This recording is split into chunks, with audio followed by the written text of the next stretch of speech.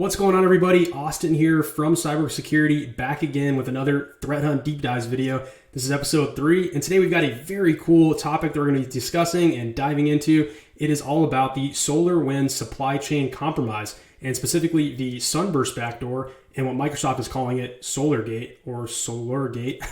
And we're going to get really in depth on this threat, talk about a lot of different things. Really excited to bring you this video. Let's get into it. Okay, a few caveats before I get into the meat of this video. First of all, I just want everyone to know that the vast majority of what you're going to see here, it is compiled information. So it's coming from multiple different sources. It's been absolutely amazing to see what's going on in the security community right now. So many people are coming together. They're trying to tackle this problem. It's a really hot button issue. So many people are writing blog posts, sharing information, talking on Twitter. It's absolutely fantastic to see. So the large amount of things you're going to see here in this video, they're not sourced from Cybersecurity's research team. However, I'm going to show you some detections and some hunt packages later on in the video that we did write ourselves. I'm also going to do some reverse engineering on some of the samples that were involved with the backdoor and the compromise.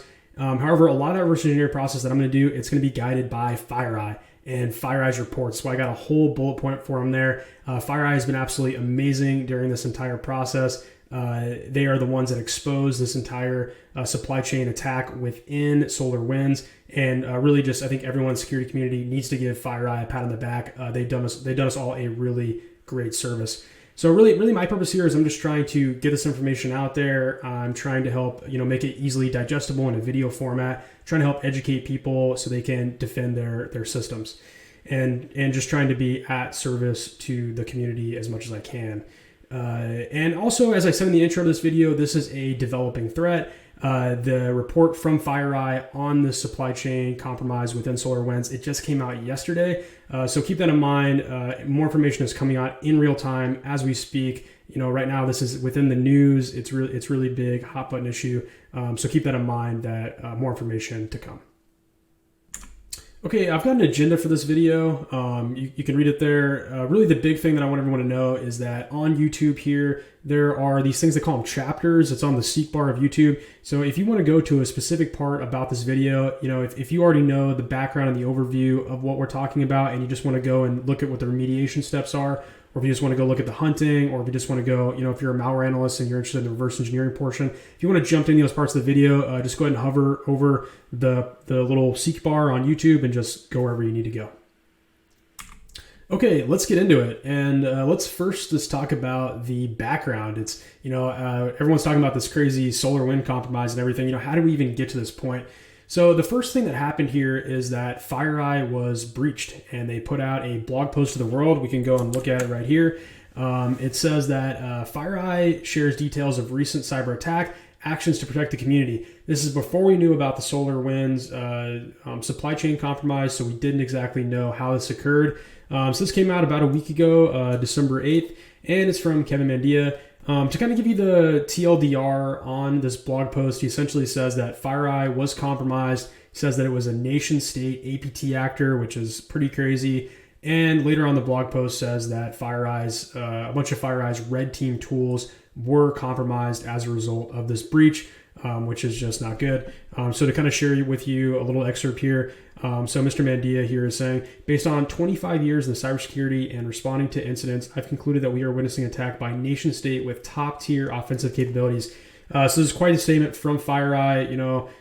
For those of you guys that are familiar with FireEye, they are probably the largest, if not one of the largest cybersecurity companies in North America. And then later on in the blog post, they say that we were making countermeasures publicly available in our blog post, unauthorized access to FireEye's red team tools. So later on in the blog post, they link to a GitHub repo, and all of these links will be down here in the description of the video. So if you want to look at any of this stuff, just go ahead and look in the description, and you can click these links. This is a GitHub repo on FireEye's official account, and it's the red team tool countermeasures. So those red team tools that were stolen during the breach, FireEye knows that they might be turned around and used by the offensive threat actors that stole them to do nefarious no good. Here you can see they have a CSV. They have a list of all of their tools that were compromised. I obviously won't get too in depth with this. However, if you're someone that's practicing security for your enterprise, you're going to want to come in here. There's a rules folder There's lots of snort rules, YAR rules on detecting all of these things. I think, as we all know, however, that some of these red team tools could be modified in the future, and then perhaps some of these rules won't be very effective. But if you want to make sure that you are really up to date with security practices, come in here, get these rules, and make sure that you're going to be protected against the red team tools that are exposed in this breach. However, at this point, FireEye told us all that they had been breached, but they didn't tell us how. They didn't tell us why. Maybe they didn't have the information then, and it wasn't until later that they came out with the blog post talking about the SolarWinds thing. But what happened first is that we had the Treasury was announced that it got hacked. And it wasn't necessarily thought to be related at first. I think some people were kind of thinking so tangentially. However, this is a post from The Guardian, says that U.S. Treasury hacked by foreign government report. The same sort of thing here that we're seeing from the FireEye report. They were saying highly sophisticated actors, and if you've worked in the security community long enough, it seems like when everybody gets attacked, they're saying it's nation state, it's APT, it's highly sophisticated, and a lot of times, many times, it ends up not being very sophisticated.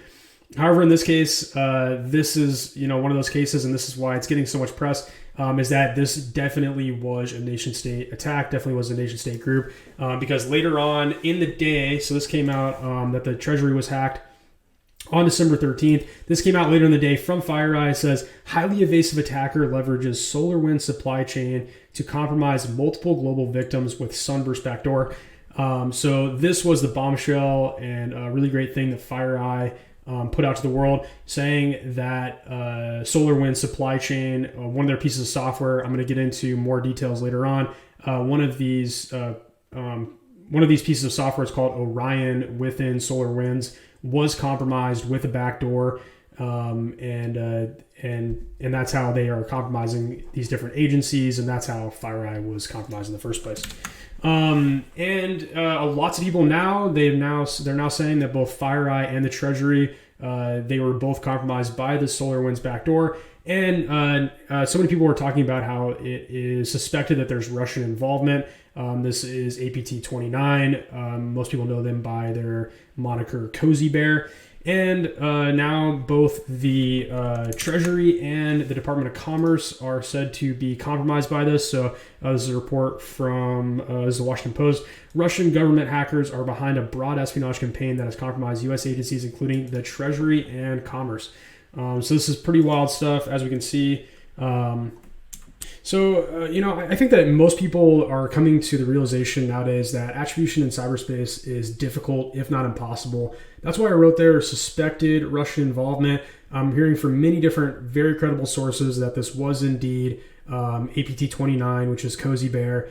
You might remember this actor and also Fancy Bear, APT 28, from the very high level intrusion of the DNC, the Democratic National Convention. That was all that big snafu during the 2016 election, and that compromise later they leaked information off to WikiLeaks, and it was attributed to the Russians by CrowdStrike. So this is being very credibly attributed also to the Russians. So likely this is a big blow to the Russian intelligence community, who are leveraging this capability, to do information gathering and things like that on both American companies and American governments and agencies. And the reason that we know that a lot of this is happening is because you just can look who SolarWinds customers are. I've got a lot of experience working with both military and government here in the United States, so I can tell you that SolarWinds is very ubiquitous out there within agencies and military government networks. So you can see SolarWinds customers, they boast that they have over 300,000 customers worldwide, that they have more than 425 of the Fortune 500. They have 10 of the top 10 U.S. telecommunication companies, all 5 branches of the U.S. military, the Pentagon, the State Department, NSA, Office of the President of the United States, top 5 U.S. county firms. So pretty much everybody is affected. Keep in mind, however, that the backdoor, we're going to get into this in just a second, that it affected the Orion software of SolarWinds.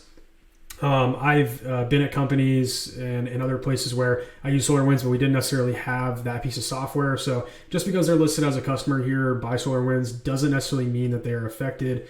But you can just see how ubiquitous SolarWinds products are out there on the internet. Okay, so let's talk about this SolarWinds supply chain compromise. What exactly do we mean when we say a supply chain compromise? What this means is that somewhere between SolarWinds developing this Orion platform and them actually delivering it to their end customers, somewhere within that process, a modification was made to it. In this case, a backdoor or an implant was put inside the Orion platform. It's speculation at this point how it occurred. SolarWinds has not come out with a statement saying how this happened, so it's speculation at this point. However, most of the time when supply chain compromises, this is done, somewhere within their build process was compromised. Perhaps it was insider threat, or perhaps one of their download servers that contain these patches, that contain the software and the installers themselves, perhaps that server was compromised. And so anywhere within this process of them creating it and them delivering it to their customers, somewhere within there, that process was compromised. So what exactly is this Orion platform, and why was it such a high value target to conduct a supply chain compromise on? So we've already talked about how it's so ubiquitous and they have so many customers, so that already it makes it a great target. But also what the software does itself makes it a great target for an attacker to conduct a supply chain compromise on. It is described on their website as an IT management software, and it's also a network management system, or an NMS. So an NMS system is just such a great target for a supply chain compromise, because it's going to have access to so much of your infrastructure on your your network. So it's going to have access to lots of your network routers, your key servers, sometimes lots of workstations, all these different components that attackers want access to.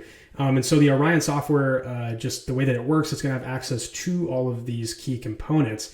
And the way that it was backdoored is that a DLL was put and modified maliciously by the supply chain compromise, and it was within SolarWinds Orion Core Business Layer.dll, so this dynamic link library. So when the Orion software loaded this malicious DLL that was placed inside of their software, the DLL is going to load in memory, and it's going to execute this malicious code that was put inside of it. So this is just really nasty stuff, and we're going to get more into how this DLL operates, everything about this backdoor. Okay, so I do want to touch briefly on the speculation of how SolarWinds was compromised, because I think it's very interesting. However, do keep in mind that this is just purely speculation. We don't exactly know yet, but I think there are some leading theories that are worth discussing. So the first one is that a FTP server that was core to the way that SolarWinds delivers their software was compromised. And I found this interesting tweet that a few people were discussing from this guy, Vainath Kumar, saying was reading about a sophisticated attack on FireEye leveraging SolarWinds, how that would have happened, and then has this screenshot here discussing how there was a FTP credential leak within one of their public GitHub repos that belonged to SolarWinds, and it was directly for their downloads.solarwinds.com server. And the trojanized file, and it, at least as making this video, it's still live on SolarWinds website. Hopefully they do take it down eventually, but it still is on downloads.solarwinds.com. So this exact server where there was an alleged FTP credential leak, this seems pretty legitimate.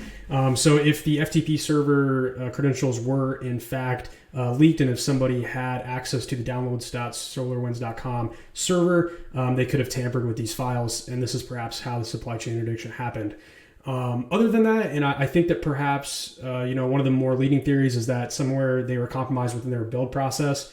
So somewhere between the MSPs being created, these files being generated for their end customers, that build process was somehow compromised. We've seen this in the past, that there have been supply chain attacks involving compilers and things of that nature that could have embedded those malicious files within the binaries that eventually would be delivered. And lastly, as I mentioned before, it could have been insider threat.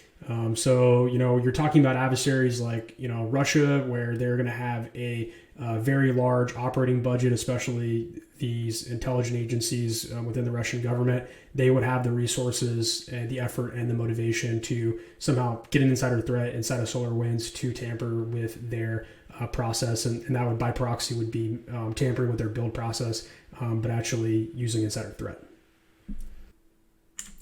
Okay, let's talk about some additional details on this SolarWinds supply chain compromise. These are all just important bullet points that are coming directly from FireEye's report. Once again, it's down in the description.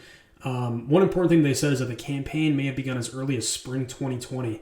So this has been going on for quite some time, has evaded detection for quite a while, and has been operating in many sensitive private sector, military, government networks for potentially quite some time. And the other thing that they mentioned that's very important is that the actors, once they were successfully compromised a SolarWinds Orion server, and once that target was selected, that they did many different post-compromise actions, which included lateral movement and data theft. And also that they moved with a high degree of operational security, using many different living off the land techniques. And as we've seen with these actors, high-level actors in the past, nation-state actors, that they will, really take into account their operational security. They'll laterally move very quickly and with very safe techniques to evade detection.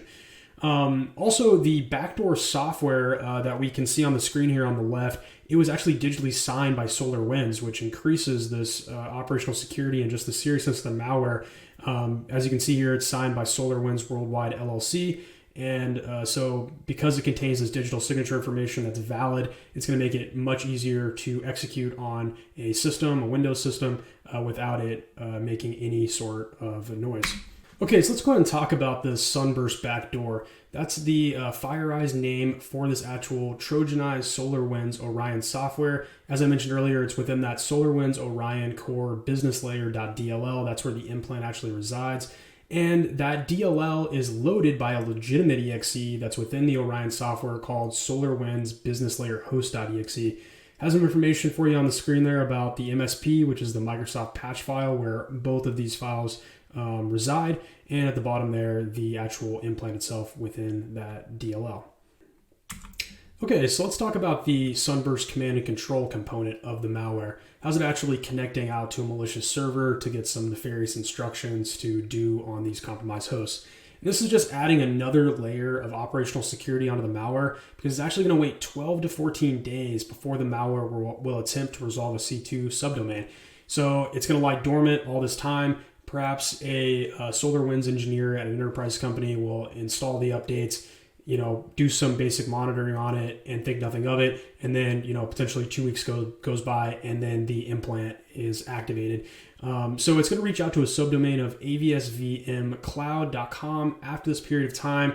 It will resolve a subdomain there. And here's another interesting aspect of the malware is that it's actually going to do a DNS request for a CNAME record, and then it will get a response. And that DNS response will contain the actual domain that it will conduct C2 to. So it's going to randomize some domain by making the CNAME record. And this just adds more to the high maturity and stability that this malware and just the care that was taken by the attackers to really evade detection. And the C2 traffic will attempt to then mimic the SolarWinds API communications.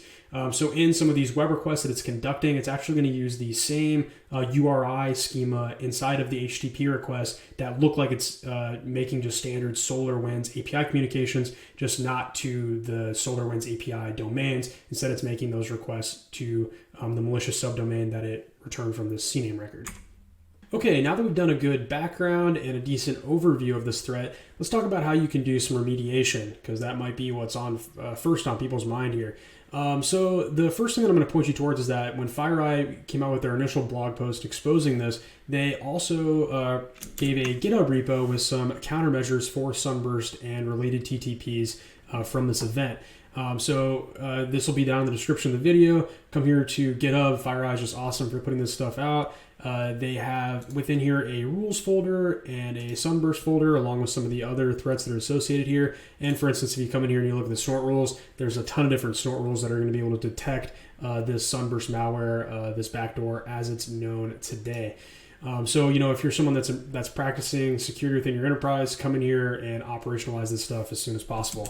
So that'll be my first recommendation. Next, the Cyborg Security, we're going to come out with a blog post that's going to come out in parallel with this video. It'll be embedded within there. And we're going to have a bunch of IOCs. We're going to collect them from from all sources that we have and that we've seen from other people reporting. And we'll put those all inside of our blog posts. There will be domains, subdomains, IP addresses, hashes, you name it. It'll all be in there. We recommend taking action on those as soon as you can. Also, the DHS has come out with guidelines as to what to do for this threat. So I'm just going to kind of breeze through here, but I would recommend reading this through yourself. I know that for some people this isn't very exciting because they don't want to listen to Department of Homeland Security if they're not an agency, because this isn't a directive for them.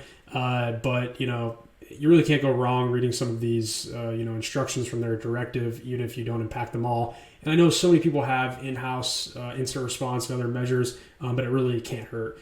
So they've got this emergency directive 2101, and it's talking about the SolarWinds Orion, and they talk about some of these actions that you should do. So one of the first things they recommend, and I've got it written down here as well, is that you should take a memory capture of your system. So very often these servers that are running these network management systems, they are going to have probably quite a bit of uptime. Maybe they've been live since March, who knows? And so you're going to have a memory image that's going to contain a lot of key findings and good material.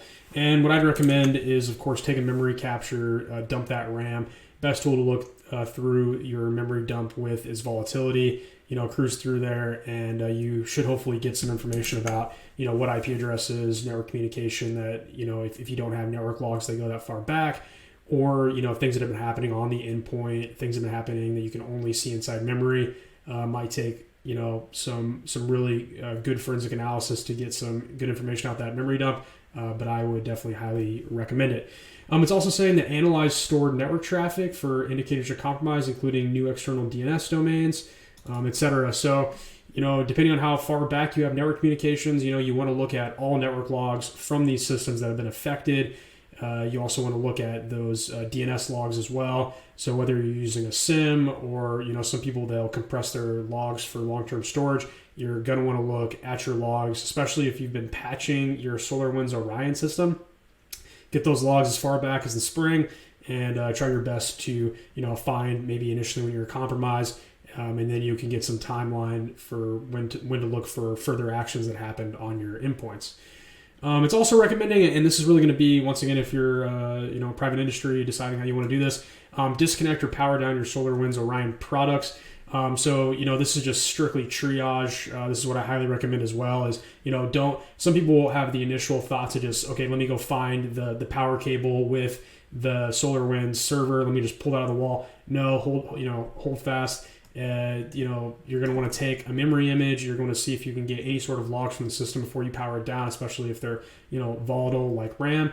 And then, once you've collected these things, now you can power down and disconnect those systems, do a triage event to see how much you were detective. And it's saying block all traffic to and from hosts, external enterprise from anywhere with the Solar Orion software has been installed. So, further triage any systems that are connected, go ahead and disconnect them as soon as possible. And identify and remove all threat actor controlled accounts. So if you are finding, any instances of compromise, obviously go ahead and remove them.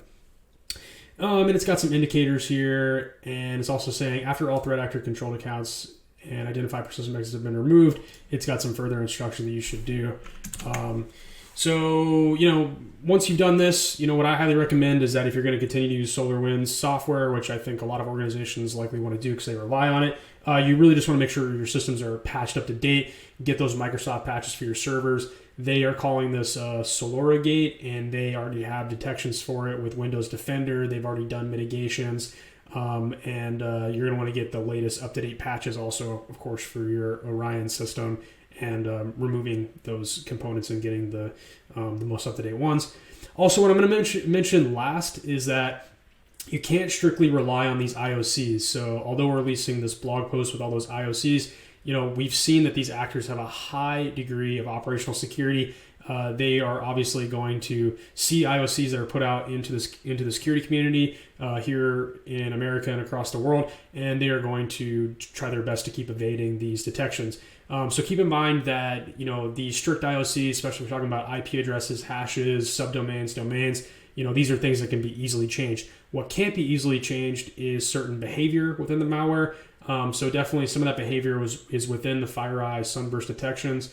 And of course, all other things that you're going to do in your hunt program in your organization, look for behavioral based things instead of static indicators. That's going to be the best way to catch these things. And also just make sure that the logging across your enterprise is really top notch. You want to make sure you've got endpoint logs, network logs, DNS logs. They go back a long ways, especially in cases like this. You're wanting right now logs back to March.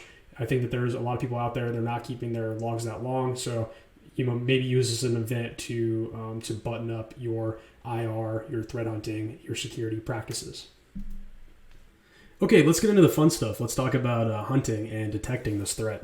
So I'm going to move over here to a Splunk instance that I have in my environment, and I have some carbon black logs, so EDR logs, pumping into this SIM, into my Splunk instance. And this one I'm querying off of the static SHA-256 hashes that are known to be associated with the SUNBURST Backdoor. So there's a bunch of IOCs. Once again, link down in the description. We'll have all these IOCs. These have been collected from the security community, from a bunch of different people. These are the ones that we know so far. They'll be within that Cyborg Security blog post if you would like to just go ahead and copy and paste those easily from there. And once again, this is looking for something that we talked about earlier, that this threat actor group, is going to have very high operational security. So likely these hashes are never going to be reused again. They are going to consider them all burned, so to speak. However, this is going to be a great query, especially if you want to look back in your environment and try to see, was any of my Orion systems compromised, or any of my servers compromised with this malware. You can use this query, look back, past the spring of 2020 if you have logs that back that far, and try to see if any of these hashes are present in your environment.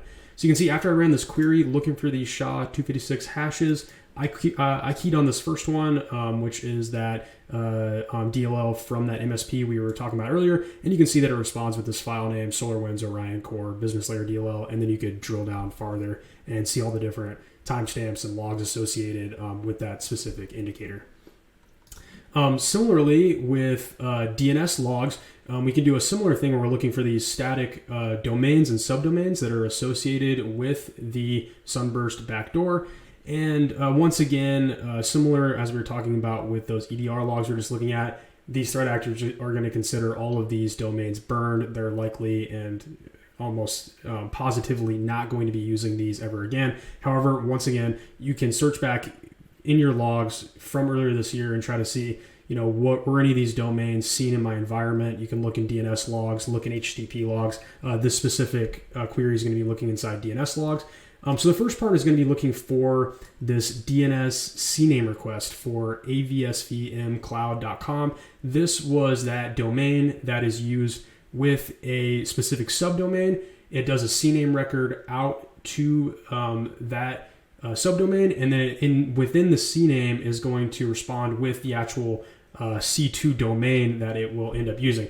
So this particular query is going to look for that DNS request, and then also any other DNS requests, and these all come from that same FireEye report and also from the security community. These are the domains that we have seen so far that are associated with the second stage payload. So after the SUNBURST backdoor is triggered and it actually is going to download a second stage payload, FireEye has seen it download what's commonly called Beacon, or it's usually some form of Cobalt Strike, or it's a Cobalt Strike variant. And these are the domains that we've seen respond from this CNAME request, and these domains are associated with that second stage payload. And this is looking for just a standard A record query. So in my environment here, I just did an example A record query for this first one here, Dev Security. So you can see this query working. So definitely use both these two sort of more static queries. And then I've got a third query here for you as well. Came from Cyborg Research. Some pretty cool stuff. They translated some of the things that are going on with the from the FireEye IOCs, which I'm gonna show a little of those later. However, this one's looking in HTTP logs, and it's looking for those specific URIs that are associated with it mimicking the SolarWinds API requests.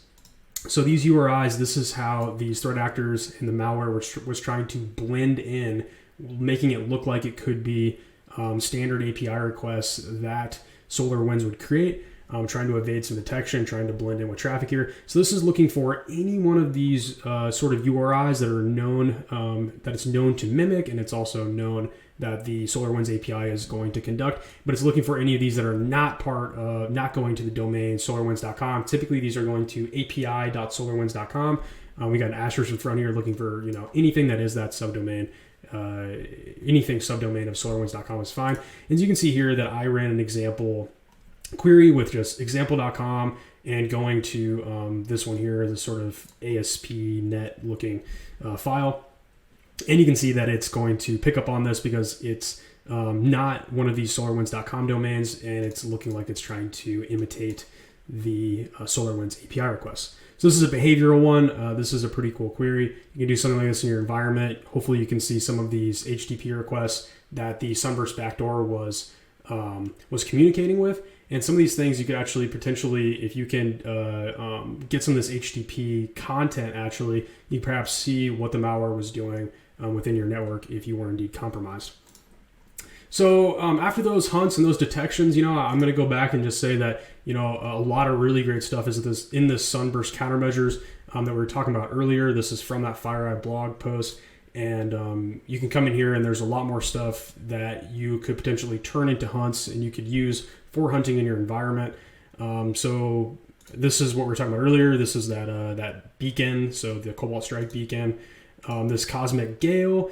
This is one of these hack tools. This is a PowerShell tool that was used in parallel with this. It's got a YAR rule, and it's going to look for some of these unique strings for that PowerShell script that was used in tandem with this backdoor. SUNBURST is what we were talking about earlier. They got snort YAR rules in here as well. And Supernova, this is one of the web shells that the actor was known to use after this, and it's picking up also on some of these unique strings. So some great stuff inside here. Hopefully with these, Splunk detections and everything that's within this GitHub repo, you can start really hunting for this in your environment, start doing some triage and start figuring out, when this compromise happened and further detect your systems from future compromise. Okay, now that we've done everything from the background to an overview, talked about some hunting and detection for this malware, let's go back to the FireEye report and get a little bit more in depth on the analysis here. The report's very detailed. I recommend that you spend some time reading this. There's a lot of different detection opportunities detailed in here. One thing that I want to touch on, which I haven't talked about yet, is this teardrop component. This says here that multiple SUNBURST samples have been recovered, delivering different payloads. In at least one instance, the attackers deployed a previously unseen memory-only dropper we've dubbed Teardrop to deploy the Cobalt Strike beacon. So this is pretty interesting and also just kind of speaks to the novel capabilities that this actor has. They're deploying this memory-only dropper that FireEye has never seen before in the past. So this is definitely a very interesting technique that's specific to this malware. And keep in mind that in that GitHub repo that FireEye posted, they have some detections for Teardrop. Okay, now we're finally getting to the malware analysis portion. This is the part that I want to dig into and show everyone. I think this is pretty interesting. Looking specifically at this SolarWinds Orion Core business layer.dll that we were talking about earlier. This is what I'm going to drop into a Windows sandbox, and we're going to pull apart a little bit. Mostly just kind of verify almost what this report is talking about, because they're very detailed in everything that they're talking about here. And it's talking about so many different capabilities that this implant has. Says after an initial dormant period of up to 2 weeks, which we were talking about earlier, it retrieves and executes commands called jobs that include the ability to transfer and execute files, profile the system, disable system services, etc. So we're going to actually find everything within the DLL that these capabilities that it has. I think that'd be very interesting to show. Here, this is what I was talking about a little bit earlier as well. Subdomain name generation algorithm, DGA, is performed to vary DNS requests. So this is the subdomain that was attached onto that CNAME query that we were talking about earlier. And it even says here, CNAME response points to the C2 domain that the malware will connect to. So within the CNAME response that it gets from a randomly generated subdomain, that is the within the response from the CNAME record, that's the actual C2 domain that it's going to use for continued command and control. So pretty interesting. Within the malware, we're going to take a look where it does this domain name generation. It's pretty interesting. Okay, so here it's talking about the delivery. This is what we're going to pull apart here in a minute. This is that MSP file, the Microsoft patch file, that has the DLL within it. It even says it contains this DLL, and that's what we're going to pull apart. We're going to throw into a sandbox. Here's an interesting part, is that it actually has some of these anti-sandbox techniques that are in terms of it looking at the different the network here, and it says that records within the following ranges will terminate the malware and update a configuration key, which prevents further execution. So any of these domains, and you can see these are very common, IPv4 and IPv6. Very standard privatized IP spaces. So, what this is pretty much looking for is, if it's executing in some sort of, virtual machine environment, ESXi environment, or, QEMU that has one of these typically privatized IP address subnets, then it's just going to not execute anymore. What's also interesting is that it has all of these IP addresses here, many of which of these are associated with Microsoft. So I'm not sure, how these subnets were determined to be blocked. Perhaps some of them are associated with Microsoft's security somehow, and this actor knows that these subdomains should not be touched by this malware for operational security reasons, which is pretty interesting. Okay, so the first thing I'm going to show you is that I have an infected.zip on my system. If you want to analyze this malware as well, I've got a feeling that this MSP, trojanized MSP file that contains the SUNBURST Backdoor is going to be removed from the SolarWinds website eventually. So what I've done is I have zipped this up. It's infected.zip, password is infected as well. And I uploaded it to Mega, which is a popular file sharing website. Links down in the description. So if you want to, in the future, anyone's watching this in the future, if you want to analyze this malware along with me, you can. So I'm going to go ahead and unzip this. Like I said earlier, the password is infected. So it's going to go ahead and inflate that Microsoft patch file. I'll go ahead and CD into affected. And you can see that we have this Microsoft patch file that contains, you can see that it's signed, it's got a author of SolarWinds and all that jazz. Easiest way to extract this is I'm just going to use 7-zip. If you're on a Windows or a GUI, typically just right click and you can do 7-zip extract. So I do 7-zip-x, and you can see that a ton of stuff gets inflated out of this Microsoft patch file. If we want to, we can look just at the DLLs, and we can find the one that we're interested here is the SolarWinds Orion core business layer.dll. So this is the file that we're interested in here. And this is the file that I'm going to go ahead and drop now into a Windows sandbox. We're going to use some tools to check it out. All right, so here I am in a Windows virtual machine. First thing I'm going to do is just drop it into a PE viewer, or in this case I'm using exe info PE, just to kind of show you that we are in fact looking at a DLL, and if I look at the information on it, we can actually see firsthand what the FireEye report was discussing when it's talking about that it is indeed signed by that SolarWinds Worldwide LLC. Now let's go ahead and open this up. I typically, since we're doing static analysis, I always reach for IDA. We're going to look at IDA first, and then later we're going to look at .peek as well, look at some decompilation of the DLL. Okay, so here I am inside of IDA, and I'm looking at a disassembly of some of these key functions. And from the FireEye report, we know that there's a ton of functions in here. There's something like 3,300 functions, but we know from the FireEye report that the implant functionality is within the business layer, and specifically the Orion improvement business layer. So I guess the actors added some improvements. So the first thing we want to probably look at here is the initialize. And this is pretty interesting what the initialize function is doing, and a lot of this is already detailed within that FireEye report. We can see that we can verify all this, and it's pretty interesting to look at. Here, what it's doing first when it first initializes is it's getting its process name, and then it's taking it to lowercase, and then it's actually checking that the string of the lowercase process name, which in this case is the let's go take a look at it. I believe it's the business layer host.exe, that string will actually match a hash value. And it does some other, a little bit of XOR and different things on that value as well. However, I believe this is mostly a check to make sure that the process name wasn't renamed. This could be another anti-sandbox check. That is the first thing that the initialize function here does. Later on here, you can see that this is the code that actually has the malware run and lie dormant. So when this DLL is first loaded onto a compromised system, this is where it's actually going to get the date time, and then it's going to randomize a value, and you can see there's hex 120 and hex 150. One thing that we could do here is we could open up Python, and we could just do some quick conversions on these values. So let me take hex 120, and I'm going to divide by 24 hours in the day, and you see we get 12. This is for days.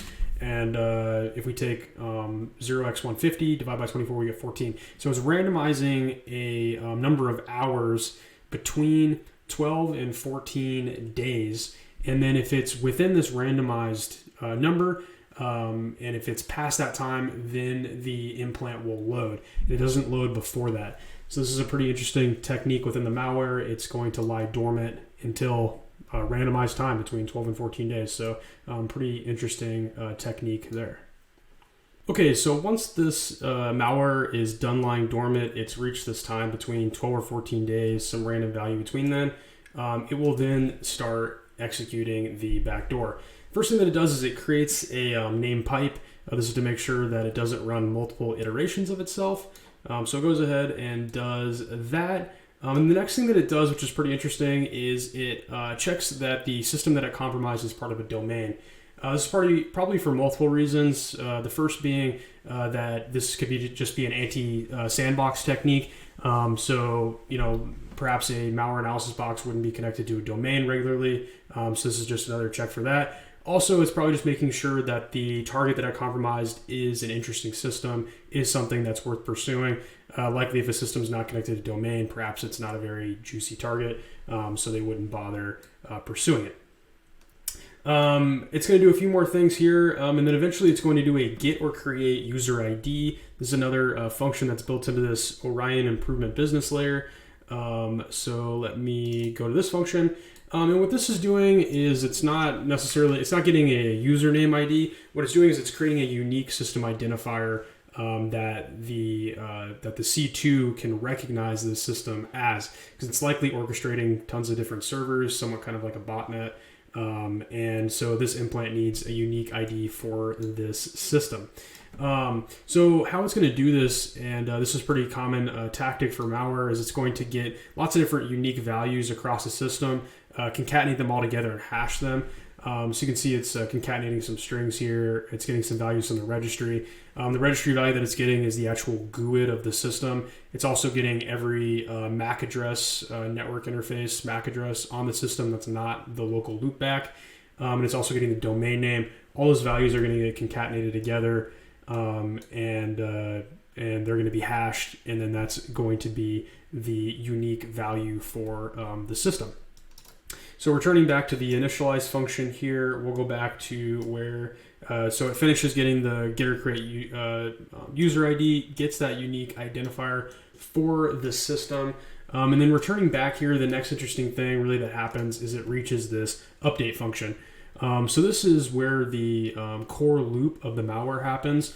So it repeats in the same loop that it calls update. And this is really where the core feedback loop of the backdoor happens. Okay, I've flipped over now to the update function here, and I've also expanded this graph view because, as you can see, it's getting a little bit larger, harder to maintain on this small screen that I'm recording on. So first thing that it's going to do here is it's going to do that domain randomization generation. So this was that subdomain that got attached on that avsvmcloud.com, something like that. And it's using these crypto helpers inside of here. And that's how it's actually going to randomize that subdomain that it's going to. This is just another way that it can, stay low key, fly under the radar, because it won't be using the same subdomain over and over again. It's going to use a random one, and then the CNAME that responds is how it's actually going to end up getting the actual C2 domain that it will use. So you can see here that it's doing this crypto helper, and then it's using a DNS records function. And then here, if this fails for whatever reason, the malware just stops executing. And if not, it's going to continue here, continue its execution. Okay, at this point, I think I've gone as far as I want to go with IDA, with the disassembler, because there's a much easier tool to look at a DLL with in terms of decompiling it. And I'm talking about .peek. So .peek's a very great program. It's a C# decompiler. So I already have it loaded up here, the DLL, and I can go ahead and open up that business layer namespace, and then I can come in here and find that Orion improvement business layer. And if I double click it, it'll do a decompilation process here. And you can see that it's decompiled over on the right. It's gonna be much easier to read and follow than assembly inside IDA. So if I come here, and it might just be easier to do a Control F, and I'm looking for that initialize function. And here I can see that I can find initialize. And we can see that same sort of stuff that we were seeing previously. It's getting that lowercase of the hash. It should also do the time. Oh, it's here. It's ORed on the end here. We can see here that it's doing it between that 288 and 336. So it already converted it to integers here. That is that 12 to 14 day window that it lies dormant. So let's go ahead and continue this decompilation. What I'm going to do is I'm going to actually grab all of this decompilation, and then I'm going to move it back to my host so I can look at it, something a little bit easier to analyze the decompilation in something like VS Code. Okay, I am back here now on my main box. It's going to be a little easier to look at this decompilation with. And I actually went ahead and found online, there is a user called ShadowOps, so shout out to ShadowOps. They did another decompilation. I believe they used .peek as well, but they've just gone in and cleaned up the code, or maybe they used something else. But regardless, their decompilation looks much better than what I was getting out of .peek, although .peek did a great job. It was fine to read, but this is, I don't know if it's been manually cleaned up or not. However, we're going to continue on looking at this. So shout out to them, and I'll put a link down in the description to their GitHub repo with the decompiled source code if you'd like to go ahead and follow along or look at it yourself. Okay, so returning back to the update function here that we're looking at in IDA. After the malware does its DNS request to that domain with a randomized subdomain, and it gets back that CNAME request with the C2 domain within it, it's going to create this HTTP helper, and that's what it's going to be using the rest of the malware to communicate back with that domain.